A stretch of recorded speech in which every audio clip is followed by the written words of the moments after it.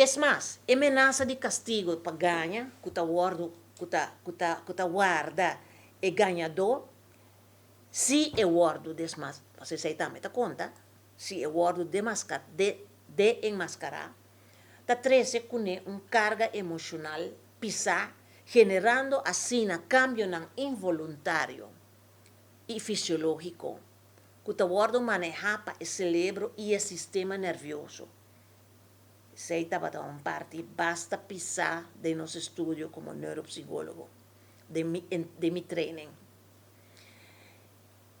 E conhecimento de, entre outros, ciência de neurofisiologia, psicologia e também parte forênsico, tá com a carga emocional ribe sistema neurofisiológico, com o ganhamento tá 13 com promê e durante o processo de ganha, por exemplo, em caso de crime, começar, está hopi trabalho para hopi de gente não que investigar um crime, para sobre isso que está assim crime possível, tá que vai ganhar, para sobre não quer certo castigo, e não quer consequência de seu ganhamento. Dus, está assim hopi viaja e gente não hopi difícil para visa a verdade. Nada ganha, ok? E essa aqui está algo que ciência está virando mais e mais bom adem.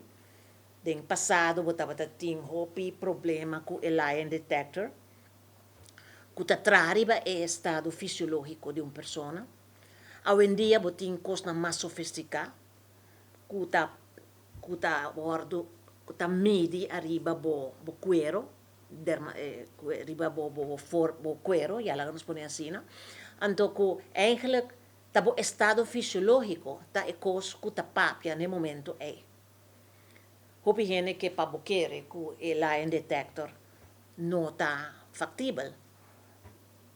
Pero, ok, vou bisa, não me se usele nunca como único método para por medir ganhamento.